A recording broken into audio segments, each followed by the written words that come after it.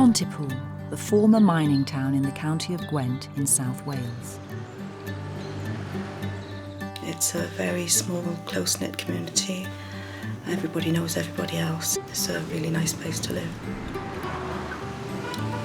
And in September 2002, the suburb of Abersacan in Pontypool was home to Michael and Jenna Baldwin and their 3 children. Certainly they seemed a very close family. They were no different from anybody else living in the area at the time. But a series of horrendous events ripped the family apart following the sudden disappearance of their 15-year-old daughter, Jenna Baldwin. Mike just kept saying to me all the time, Des, she'll be back. Don't worry, you know what she's like. She'll be back. We were given this picture by friends of a girl who wanted to just get away from the area, wasn't happy with life in general, a girl who talked about running away from home.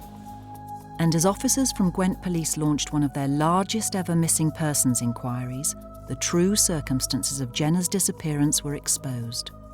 Deep down, I believe Jenna had a big secret. If it was something really, really bad, she may have felt like she could have caused a lot of misery. With such a huge secret at stake, the detectives started to wonder if Jenna hadn't run away, why else would she have disappeared? Had she been abducted? Had she been injured accidentally?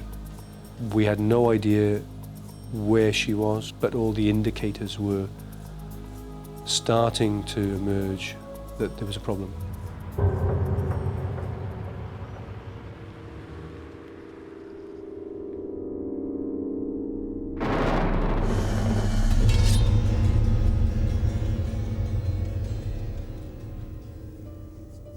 Jenna Baldwin was born on the 7th of May, 1987. Oh, she was beautiful, precious, very forward. Wrote her name before she even went to nursery. A darling, really. But not long after moving to a new home in Abersacan, Jenna's parents decided to divorce. We were both 19. We were really young. We had Jenna a few years later. It just didn't work out. We went our separate ways when she was 18 months old. However, Jenna soon had a new man in her life. His name was Michael Baldwin. I met Mike in 1990.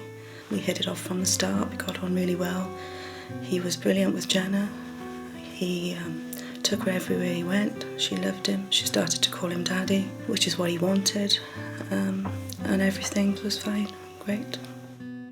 The relationship progressed rapidly, and in 1990, Jenna and Michael were married, with Jenna as bridesmaid. She had a pretty little white dress with yellow flowers on it. The only thing was she wouldn't hold this posy all day. She wouldn't hold it for the photographs or anything, but we all had a really nice time, really nice day. This was a new start for 3 of us as a family. And to complete the family, Jenna took Michael's surname. Well, I was going to be Mrs. Baldwin, and Jenna wanted to be the same as her dad, as she called him then, and myself. So we asked Jen's real dad, and he agreed that we could change her name, and that was what she wanted. Jenna and Michael went on to have 2 other children together, and Jenna loved having a younger brother and sister to play with. Jenna was a very good big sister. She would take them for walks, she'd look after them, she'd have them helping her to clean, she'd do colouring with them, painting with them, she'd take them swimming. They all got on really well. All in all, Jenna was the perfect child. Never had a moment's problem with her at all. She was homely, she was always in on the computer, and my best friend, really. However, when Jenna entered her teens, her relationship with her parents became fraught with difficulties. She got to 13 and she changed so quickly. Definitely a difficult teenager. And the little girl that I'd brought up to that age just disappeared. And I found that really hard because I'd never had to discipline her for anything. Although away from her family, Jenna's friends saw another side of the troubled teen. Most of Jenna's friends was a bit older than her because she was grown up for her age, Jenna. She was like a 15-year-old. But when Jenna Baldwin suddenly went missing, her friends' and family's lives were changed forever.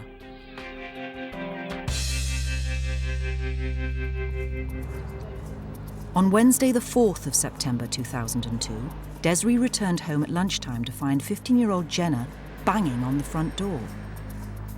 I'd come home from work to check everything was okay because she hadn't gone to school that morning, and I wanted to try and talk to her. She was banging on the door. Mike had been working nights, he'd gone to bed. The key was in the door, so I couldn't open the door for her. So I said to her to get in the car, and I took her back up to her auntie's where she was staying. Jenna had been staying at her aunt's house following a family argument because she was refusing to attend school.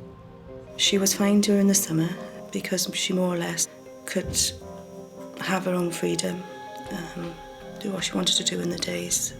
I wanted her to go to school. She was very bright. She was in the top set for everything, and this was important, and I wanted her to see how important it was, but she seemed reluctant to want to go back to school that first week of September. But after talking to her mother, Jenna seemed ready to make amends. She was saying to me, "Don't worry, Mum, I'm going to go to school next week. I am going to go to school." And for 1 minute, I sensed a little bit of relief that she was actually going to come home and go to school. So I dropped her off, and then I went to work. But the next day, Jenna didn't turn up for school. I didn't know that when I dropped her off on that Wednesday, that was the last time I was ever going to see Jenna.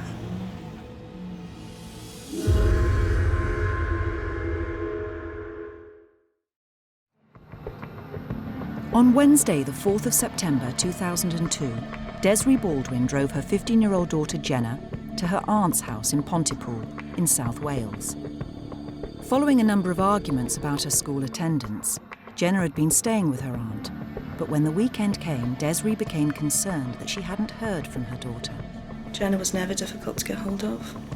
She carried her mobile, it was her life, but I couldn't get hold of her on it. I kept ringing, but there was no answer. I decided that I'd call round all of her friends, but I didn't get any joy, nobody'd seen her. But on Monday, the 9th of September, Jenna got in touch. Mike came in and said that Jenna had phoned.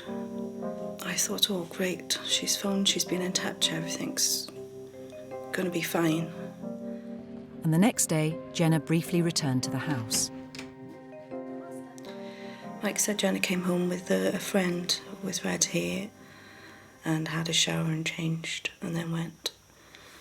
I was a little bit relieved because it showed a sign that Jenna was okay, but I wasn't best pleased that I still didn't know where she was, who she was with. I was annoyed with Mike because he didn't actually take the girl's name, and he just didn't seem to care that she was missing. On Thursday, the 12th of September, over a week after Desiree had last seen her daughter, the Baldwins were visited by Jenna's school welfare officer to discuss her truanting. I was absolutely amazed at that meeting because Mike mentioned that Jenna had been in a state with this girl when she was at the house.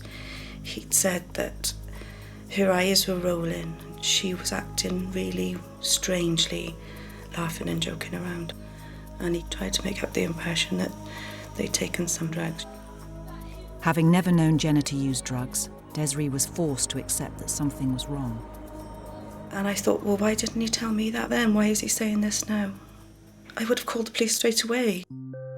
Michael formally reported Jenna's disappearance to the police that evening. And after being interviewed, Detective Chief Inspector Jeff Renane and his team were appointed to investigate the case. I first met Mike and Desiree in the first few days of the inquiry. Desiree struck me as a very honest individual. She knew her daughter very, very well. Michael was concerned for Jenna. He talked about the impact Jenna had on the family and how Desiree was obviously upset the fact that Jenna hadn't been seen for a couple of days. And whilst there were obviously difficulties with Jenna, with her schooling, there was nothing really that different to other teenagers, and certainly no reason why she should go missing for any length of time. Since Michael was the last person to see Jenna, he was invited to Pontypool Police Station to be interviewed for a second time. No, but we got on with it when she was Jenna, until she started growing up, and then they get bigger and bigger, and then they start getting cheeky then. However, when the conversation turned to the girl with the red hair, the detectives became even more concerned. This girl with the red hair had never been seen before, never been seen in the house, never been referred to by Jenna. And he hadn't really taken much notice of that individual, and most parents in those circumstances, we thought, would have asked more questions. But then Michael explained how his relationship with Jenna had been difficult for some time. There was talk of arguments between them, and Mike having maybe a bit of a dislike to Jenna because of her behaviour, because of the way she started to speak to her mum, the language that apparently Jenna was using within the house in front of the younger children. Mike certainly didn't like that. Michael left the police with little to go on, and the detectives had to consider whether Jenna might have either run away or had an accident. They even had to consider the possibility that Jenna had been abducted or even murdered. The difficulty was that we had about 4 different main lines of inquiry, and I couldn't put all my eggs into any one basket, but all the indicators were starting to emerge that there was a problem. In order to learn more about Jenna, police officers interviewed her friends and discovered that she was a typical 15-year-old girl. When we were in school, we'd be in my bedroom with our music on. One wall was just like mirrored wardrobes. And we'd sit in the mirrors for hours and just do our makeup, our hair. We used to just do silly things like that, really. But Jenna was mature for her age. Yeah, she had a good head on her shoulders. She was like a 15-year-old. She was a very outgoing person who got on with a lot of people. And her friends also explained when they had last seen Jenna. The actual last sighting we had was around lunchtime on the 5th of September. And this was backed up by school friends who had seen her then. The detectives were also interested to hear more about Jenna and her recent behaviour. We started to establish a picture of Jenna, talking about wanting to run away from home and not happy at home. And they painted a picture of this girl who just really wanted to up sticks and leave. And at one stage they were even talking about she wanted to run away to London. Possibly she could have gone anywhere. But when police officers carried out an inventory of Jenna's clothing, they realised that if Jenna had run away, she didn't seem to have taken anything with her. If she'd gone missing, and she'd been missing for any length of time, she would have taken certain items, makeup, a teddy bear, certain items of clothing that she particularly loved and wore all the time, and they hadn't gone.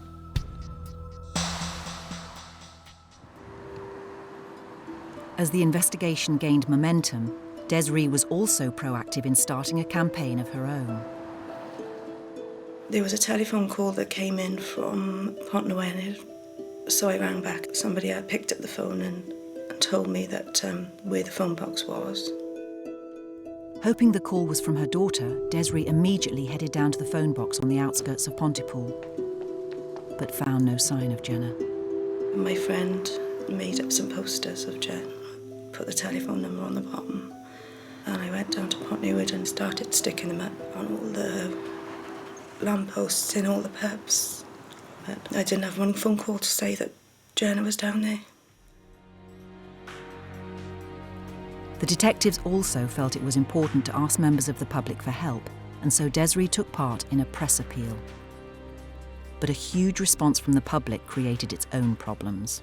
We were having numerous telephone calls of possible sightings in Cwmbran, Newport, Cardiff, which resulted in us attending the area, seizing CCTV, sitting down viewing the CCTV to try and identify Jenna.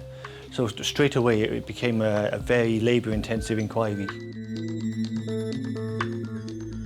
In an effort to identify the mysterious red-headed girl, crime scene investigators visited the Baldwins' house to look for clues. Trying to trace that female, trying to find an unusual party's fingerprints within the home. I actually went back to try and locate dyed red hair. That was all negative. There was nothing. As the investigation progressed, detectives also interviewed Jenna's ex-boyfriend, Chris Jones. When they got together, their relationship was good. He was older, but then she was very mature for her age. and I got on with him really well. But Michael was unhappy about the age difference between the couple. She was 13 and he was 17, and initially it was World War III in our house. What was said by you then to Jenna about you not being happy with this relationship? I can't remember now. Mike would have nothing to do with it at all. Mike wouldn't have him near the house. Although the relationship lasted 2 years, the couple eventually broke up.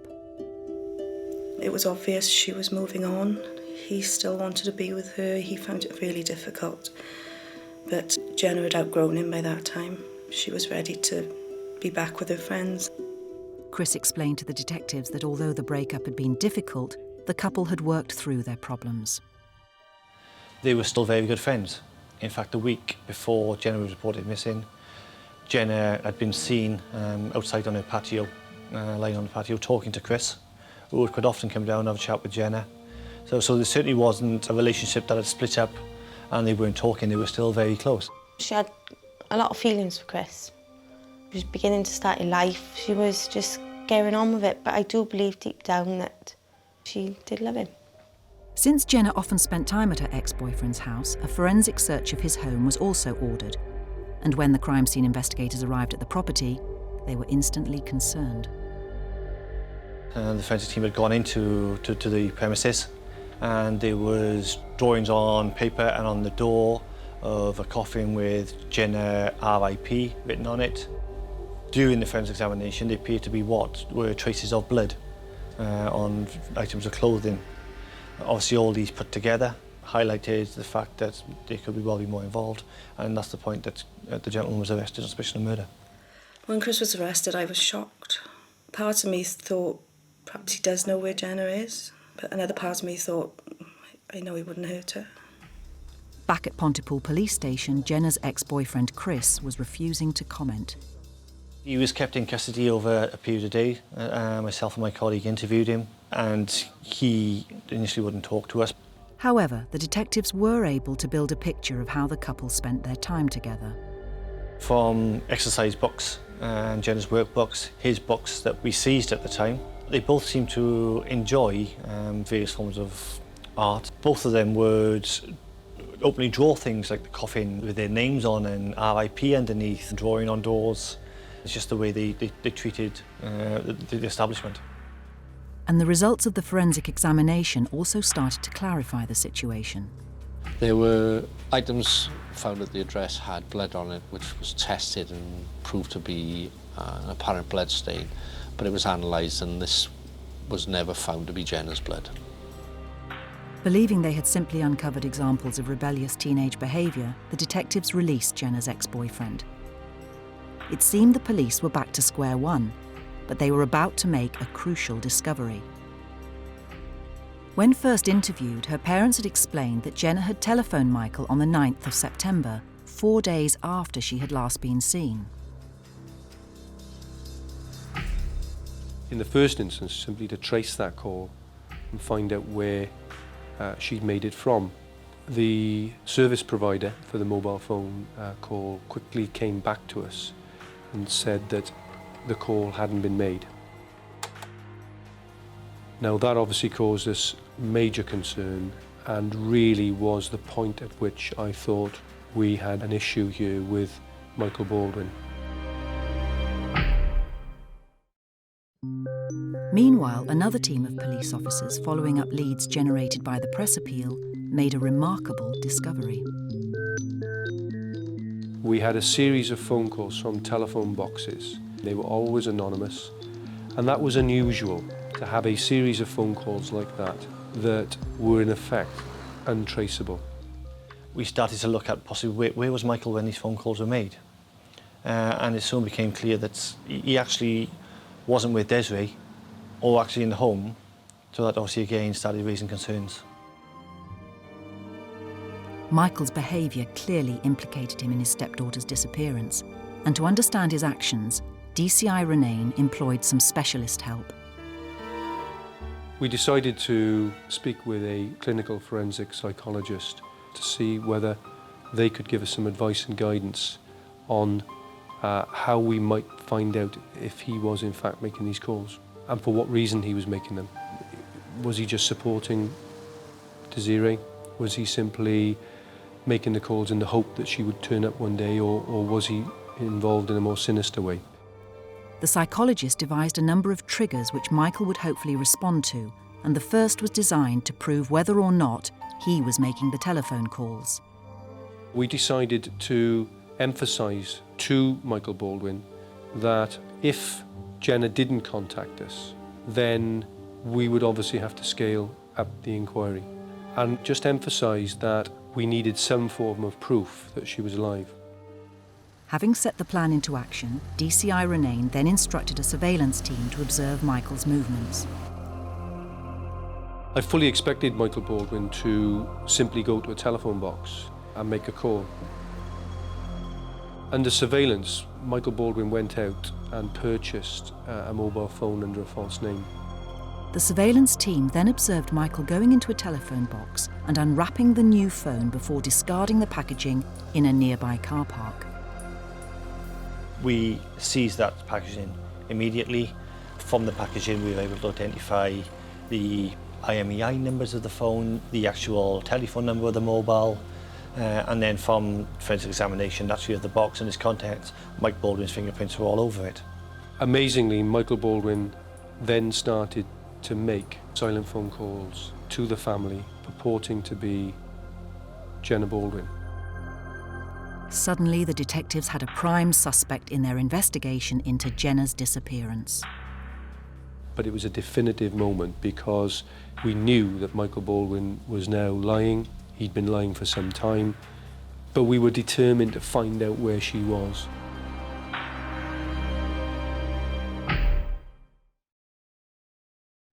In September 2002, detectives from Gwent Police launched a missing persons inquiry following the disappearance of Jenna Baldwin, a 15-year-old girl from Pontypool in South Wales.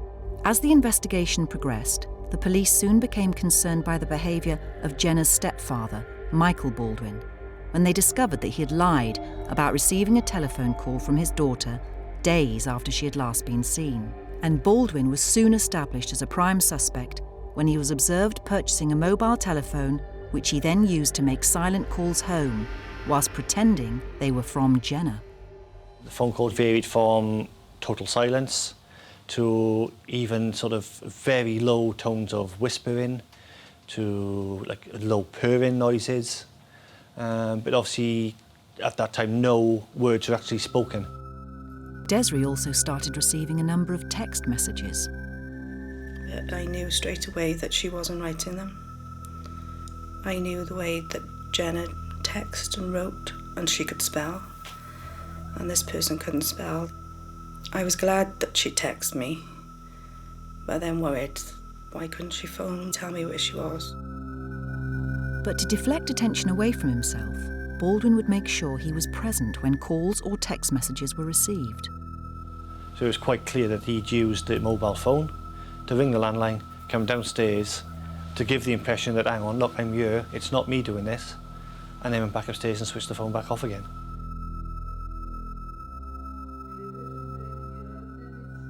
And in order to keep up the pretense, Baldwin even took part in a second press appeal.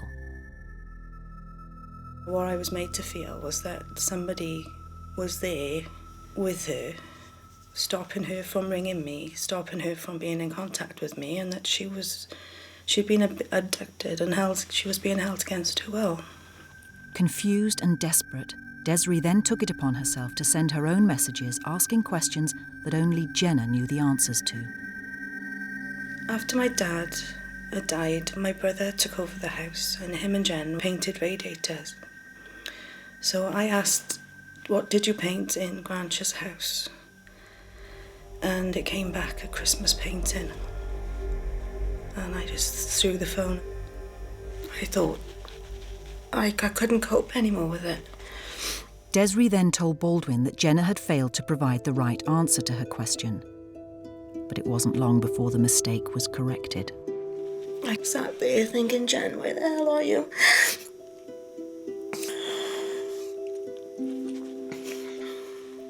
And I texted her, asking her where she was, in desperation, really. And it came back and it said 2 radiators. I painted 2 radiators. And I was elated. Rang the family liaison officers. She's alive, because by that time I thought she was dead. All the while, the police surveillance team were watching Baldwin as he sent each of the messages to his heartbroken wife. Although Baldwin was clearly involved, Detective Chief Inspector Jeff Renane still didn't know the circumstances of Jenna's disappearance and instructed his team to re-interview key witnesses. And when her friends were interviewed for a second time, they confirmed that Michael and Jenna's relationship was far from amicable. He'd had her from a young age of 2. She should have grown to love that man, not to despise him. You could just see in her emotions when she looked at him, there was nothing. Some friends said they were actually present on previous occasions, and even though Jenna's friends were present, Mike straight away was abusive, using foul language towards Jenna, telling her to shut up, telling her to get out of the house. And there was occasions that Mike actually shouted at the friends to get out, and Jenna would come out then shortly afterwards to say that, oh, he just grabbed me, or he just pushed me. However, it was when the police officers re-interviewed the family's neighbours that the pieces of the puzzle seemed to fall into place. And one of the neighbours told us about an incident where she was aware of Jenna shouting and screaming outside the house. Mike had better come down and open the door. The detectives were able to establish that this event took place on Thursday the 29th of August, a week before Jenna was last seen by anyone other than Baldwin. She remembers Jenna shouting words to the effect of, "Don't laugh at me, Mike, you'll be the one leaving when my mum finds out." And she formed the opinion that Jenna had obviously been dragged into the house. And it was at that point then she said she heard Jenna screaming. This new information not only revealed why Jenna had been staying away from home, but also the possibility that she was about to divulge an explosive secret. Deep down, I believe Jenna had a big secret. I think maybe she felt a bit scared of what, if she had opened up, if it was something really, really bad, she may have felt like she could have caused a lot of misery for her mum, her brother, her sister, and maybe she just wanted to get out and get on with it. Believing this secret could hold the key to Jenna's disappearance, DCI Renane felt he had no option but to proceed on the premise that Michael Baldwin had murdered his stepdaughter. My biggest challenge at that time was, where was Jenna? And how do we get Michael Baldwin to, in some way, show us where Jenna was, or give some indication of what had happened to her? The investigating officers needed a break in the case, and during a further examination of Baldwin's financial records, they noticed a discrepancy in his alibi for Friday the 6th of September, the day after Jenna was last seen by her friends. We knew that Des had gone to work that morning. Mike had worked nights the night before, on Thursday the 5th. Mike actually took his children to school around 8:30, 9 o'clock. He said he went to bed. Through financial investigation, we were able to prove that at 2 minutes to 9 that morning, cash was withdrawn from his account to the value of £10. But then what we did have then, some 15 minutes later, was a transaction to the value of £18.95. The detectives made further inquiries and were stunned when they discovered what Baldwin had spent the money on. Significantly, we'd found that he'd purchased a shovel from a shop in Pontypool using his credit card, luckily for us, because he didn't have the cash available. Bearing in mind, he's telling us that the last time he saw Jenna was on Tuesday the 12th. Why is he buying a shovel on Friday the 6th? Not only did this revelation suggest that Baldwin might have buried Jenna's body, but also that she was murdered less than 24 hours after last being seen by her friends on Thursday the 5th of September. If the detectives could prove that this was the case, then Baldwin had also lied about the existence of the girl with the red hair and Jenna's drug-fueled state back on Tuesday, the 10th of September.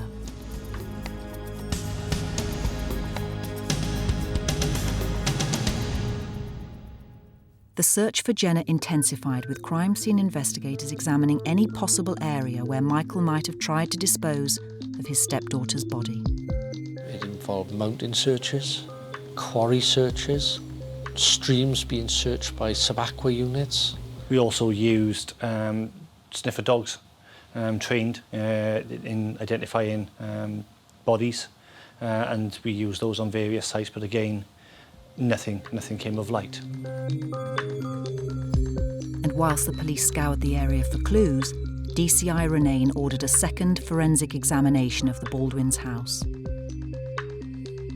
Scientists, fingerprint officers, and literally took the house apart piece by piece. There was nothing to indicate an attack site at that address. There was none of the usual blood spatter or cleaning, and a scientist looked at it and said he could find nothing other than what he'd expect in your normal home. Throughout the investigation, the detectives continued to monitor Baldwin's behaviour whenever they revealed new information to the family. He became very defensive when we were speaking with Desiree, would often leave the room, wouldn't engage with the family liaison officers, and really, after a while, wanted to take no part in the inquiry. But still convinced that the police would give up looking for Jenna's body if they thought she was alive, Baldwin continued to send the text messages and to telephone the house. During the time the texts were coming through, it was giving me hope that she was alive. But I was becoming increasingly suspicious of everybody because it was someone who knew Jenna really well. Towards the end, I didn't think that Mike was involved, but I stopped sharing information with people. He was clearly confident, I think, at that point in time, that he was probably convincing us that this was Jenna. She was making the text messages. She was making the silent phone calls, and that we would eventually go away. However, DCI Renane and the clinical forensic psychologist were ready to put the final part of their plan into action. As the scenario developed, it was clear that he wasn't going to return to the body straight away, and we had to put in place a number of other prompts to see what he would do. And I remember I was making gravy for dinner. The police had asked me to text the phone and ask Jenna to send something personal to the house. And I thought at the time, well, that's not going to be any help to me, is it? You know, anybody can put a ring in the post. That don't mean Jenna's all right.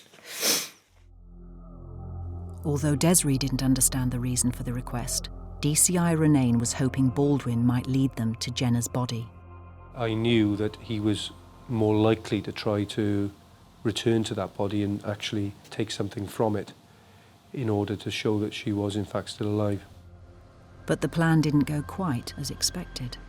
Our surveillance team were following him virtually 24 hours a day, and he went out and was seen to put an envelope in the post. But clearly we knew from the surveillance that he hadn't actually returned to the body.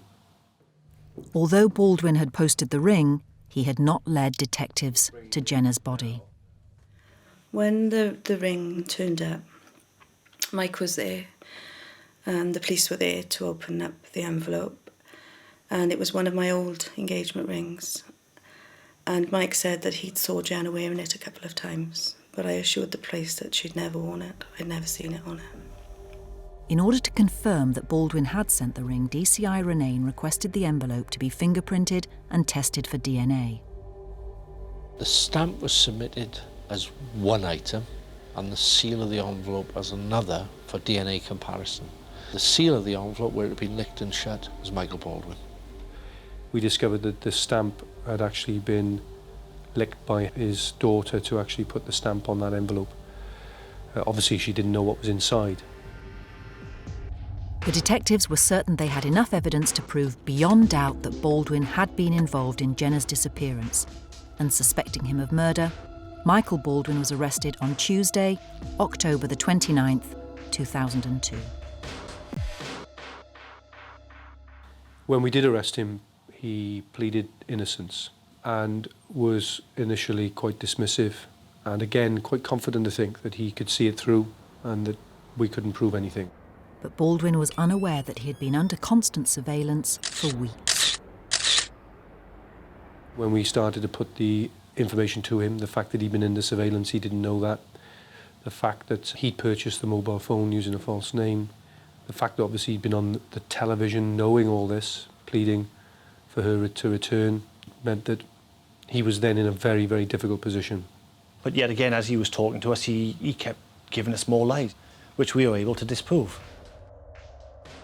And the police had another problem to deal with. One of the difficult things at that point in time was to tell Desiree what had happened and what information we had, because she couldn't understand why we'd arrested her husband. Desiree was taken aback when she heard of Baldwin's arrest. I was really shocked and protective of him, really, because they'd already arrested Jenna's boyfriend and that proved nothing. And I just thought it was a formality that he was going in to ask questions. But when Desiree was presented with all the evidence collected by the police, her worst fears were confirmed. When I discovered that the police knew that it was Mike that bought the mobile phone and it was Mike that was texting me, I was in such a mess when I found out he bought the shovel. And that's when I knew my daughter was dead. And on Friday, the 2nd of November 2002, Detective Chief Inspector Jeff Renane felt he had enough evidence to charge his prime suspect, Michael Baldwin, with Jenna's murder. And I think at that point in time, he probably knew that the game was up, but he still thought that he could get away with it if Jenna's body wasn't found. But what he didn't account for was the determination of Desiree Baldwin.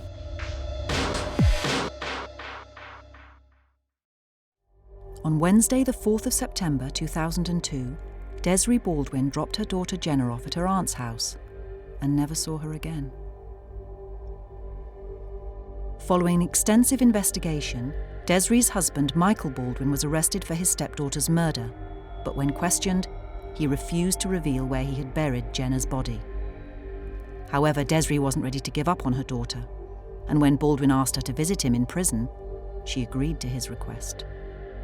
I said I'd go if he'd tell me where Jenna was.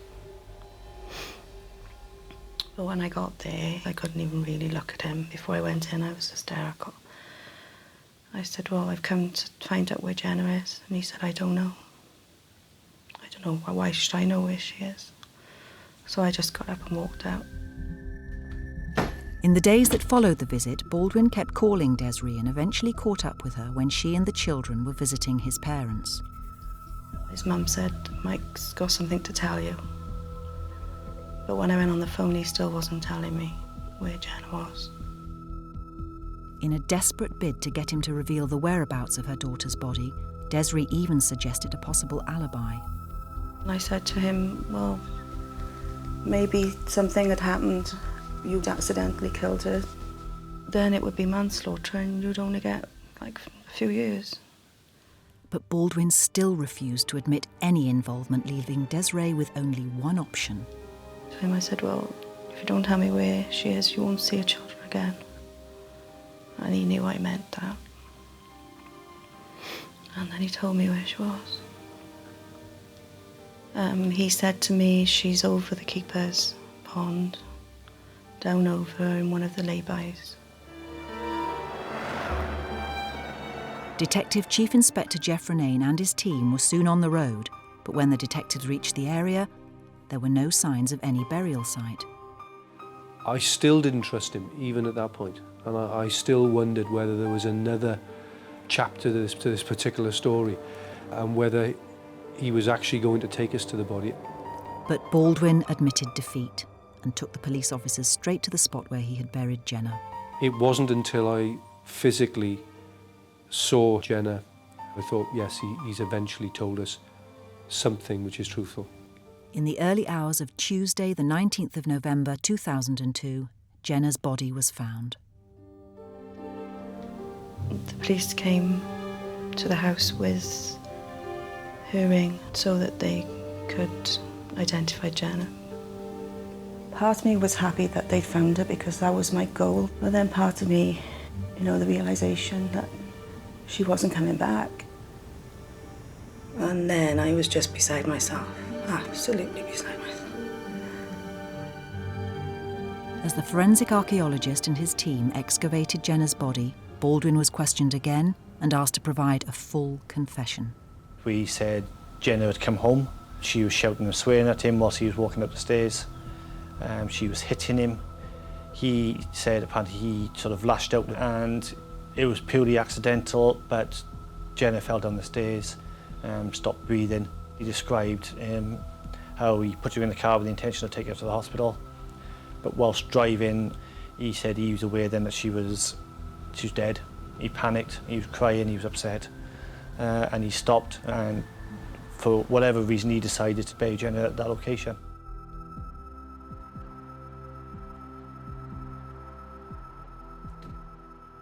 But when the crime scene investigators revisited the house and examined the scene of the supposed accident, they weren't convinced. If he'd have carried out the actions he said, he would have hit the wall, not Jenna. So it was, as he described it, it couldn't have happened. She could not have been pushed backwards down the stairs. And 2 extensive post-mortems on Jenna's body also failed to corroborate Baldwin's story. The confession he made was not consistent with the injuries that she had and anything else. If, as he said, she'd fallen down the stairs and died, you'd have expected to find a fractured neck, broken back, some life-threatening injury, and there were none present. Normally, if you fall, any death is normally a slow process where the brain would naturally swell, whereas Mike is now portraying this fall down the stairs and death occurring almost instantaneously. So unfortunately, from the post-mortem, the cause of death was totally inconclusive. However, the investigation had also uncovered evidence that Baldwin had the technical ability to kill through his expertise in judo. He was trained to a brown belt standard.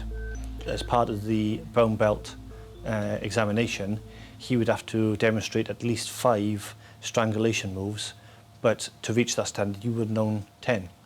But all these holds could prove fatal within seconds rather than prolonged strangulation. And again, this fitted in with what the pathologist was saying. The wealth of evidence already uncovered clearly indicated that Baldwin had murdered his stepdaughter. But without a full confession, detectives were left to draw their own conclusions as to the events of Thursday, the 5th of September, 2002. I think that Jenna came home that day, tried to get into the house.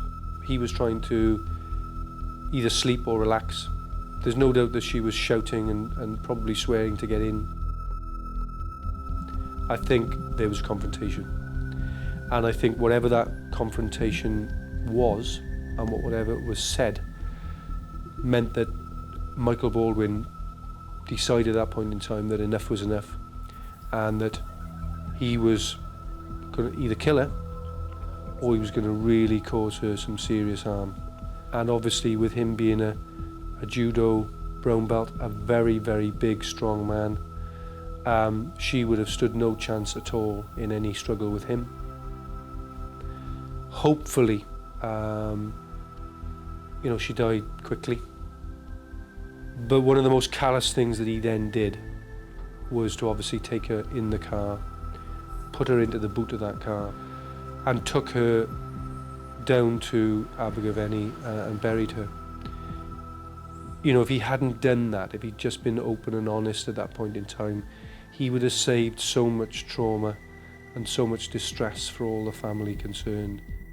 On Tuesday, June the 10th, 2003, Michael Baldwin's trial started at Cardiff Crown Court, and 7 weeks later, he was found guilty of murdering his 15-year-old stepdaughter, Jenna Baldwin. And I can remember sitting down and thinking, gosh, they believed me, they believed us as a family, but it didn't actually sink in until like 2 or 3 weeks later how much we'd achieved. But even though Baldwin received a life sentence for his crime, he has never revealed exactly how or why he murdered Jenna.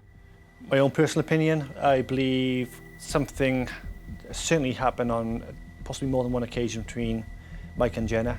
The indication was that Jenna was about to tell Desiree something that in Jenna's opinion would mean Michael would be leaving the matrimonial home.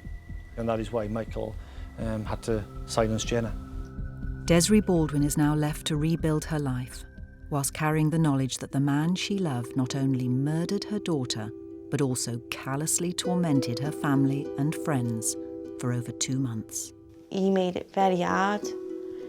Sending text messages to her phone, believing it was Jenna sat by the side of him. I expect she was getting all excited, and all along he was just sat there laughing. But yeah, that's the devil in him, I think. How could he possibly, take a girl that had been part of their life and simply treat her like a piece of meat, put her into the back of a car and bury her? I mean, I've never really seen that done before, and hopefully we won't see it done again. Over the years, he was a good husband to me, and I didn't have any reason to doubt him with Jenna at all. But Jenna changed quickly, and now looking back, something changed my little girl. I don't know what that something was, but Jenna had a secret, and Jenna was going to tell me her secret, but Mike stopped her. You don't kill someone for nothing. It wasn't an accident, and I'll never believe it was an accident. My daughter's gone, and she was murdered.